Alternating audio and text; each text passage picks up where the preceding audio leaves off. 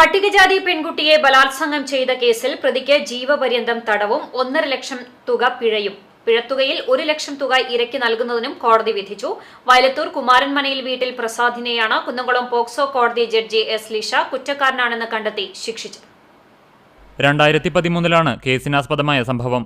പെൺകുട്ടി 8ാം ക്ലാസ്സിൽ പഠിക്കുന്ന കാലഘട്ടത്തിൽ സ്കൂൾ വിട്ടുവരുമ്പോൾ കുട്ടിയെ തട്ടിക്കൊണ്ടുപോയി ഒഴിഞ്ഞ വീട്ടിൽ വെച്ചും പിന്നീട് കുട്ടിയുടെ മാതാവ് ചികിത്സയിലിരിക്കെ കുന്നംകുളം താലൂക്ക് ആശുപത്രിയിൽ വെച്ചും ബലാത്സംഗം ചെയ്ത കേസിലാണ് പ്രതിക്കെതിരെ വിധിപ്രസ്താവം നടത്തിയത്.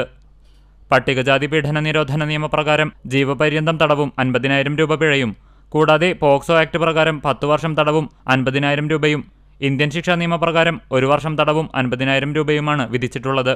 പിഴ സംഖ്യയിൽ നിന്ന് 1 ലക്ഷം തുക അതിജീവിതയ്ക്ക് നൽകുവാനും കോടതി വിധിയിൽ വ്യക്തമാക്കിയിട്ടുണ്ട്. ഗുരുവായൂർ അസിസ്റ്റന്റ് പോലീസ് കമ്മീഷണറായിരുന്ന KG സുരേഷാണ് കേസ് അന്വേഷിച്ചത്. കൂടുതൽ അന്വേഷണം നടത്തി കൂടുതൽ തെളിവുകളും ശേഖരിച്ചതിനു ശേഷം 2023 വിചാരണ ആരംഭിച്ചത്. പ്രോസിക്യൂഷനു വേണ്ടി special prosecutor advocate KS Binoy, advocate Ranjika K Chandran, advocate KN Aswathi എന്നിവർ ഹാജരായി. പ്രോസിക്യൂഷനെ സഹായിക്കുന്നതിനായി grade SI M Geetha, civil police ഓഫീസർമാരായ സുജിത്, രതീഷ് എന്നിവരും പ്രവർത്തിച്ചു. CCTV news Kunnamkulam.